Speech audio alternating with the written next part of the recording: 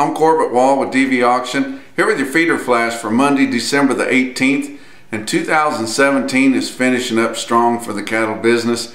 After 2 weeks, or really 1 full week and almost another entire week of negative tones where things were just assuming to be lower and lower to finish out the last couple of weeks of the year. But you know, we had our packers saying that they had everything that they needed. They were scheduling for 2018 already and didn't need any cattle. And I knew of some good customers that sold fat cattle regularly there and just trying to get a schedule to hang some cattle on the rail. And they said, oh my gosh, we're just so full. And it was all a bunch of baloney, because they come out Friday and showed how bad that they needed cattle to get through these holiday weeks and get started into the new year and push the market quite a bit higher. So kudos to the handful of negotiated sellers, feedlots that we have left that held their ground, believed that they needed some cattle, were perfectly content to hold the cattle that they had until next year if they needed to be, and they really just turned this thing around and put it on a positive note here real late in the year. But look at the board. February live cattle ended the week at 121.02 last week, up $2.72. January feeder cattle ended at 147.75, up $2.53. Now you look back at that live cattle board again. Now we've got that same big drop off that we always have every year. If you look out to April, your April to June loses almost $7.50. So that's something that we should be seeing and probably are seeing on some of these bigger feeding calves that are going to take a while to get through and going to take more time and a little bit more backgrounding. But what gets me is your light calves are selling so well. And if you go from April all the way to August, you see over a $10 drop in what your live cattle board shows.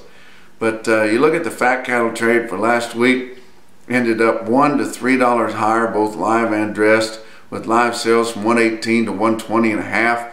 Texas getting the 120, Kansas 118 to 120. Nebraska from 118 to 120.5, a lot of 119.5. In Colorado and extreme western Nebraska, that's been trading at a premium because they have real tight supplies of market ready cattle, selling most all their cattle at 120.5. Dress sales from 188 to 190. Your slaughter for last week, 630,000.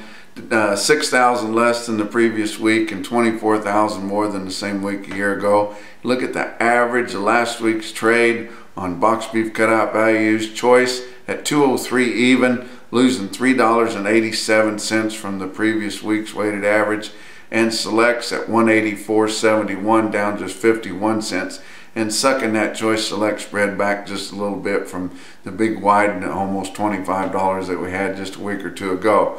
But you look at your cash feeder market for last week, for the week, your big feeders $1 to $5 lower, or really steady to $5 lower. Your late week sales were the best. They were steady, and maybe even some late afternoon Friday after all the news from the fat cattle trade surfaced. They were coming back selling a little bit higher than they had the previous week. But most of your big high volume sales early to midweek last week were sure $3 to $5 lower. And like I said, surprisingly, your calves selling really well. Steady to $5 higher on calves. Still a big demand for lighter weight stocker calves, even though if you look down the line of ways that we're really kind of unsure of what the market's going to be for those cattle. But there's a lot of time involved and more options whenever you buy those lighter weight calves. But you look at an individual quote on Friday at 4 o'clock, Lexington, Nebraska sold a big string of big steers. 92 head of 830 pound steers bring 166. That's your feeder flash for Monday.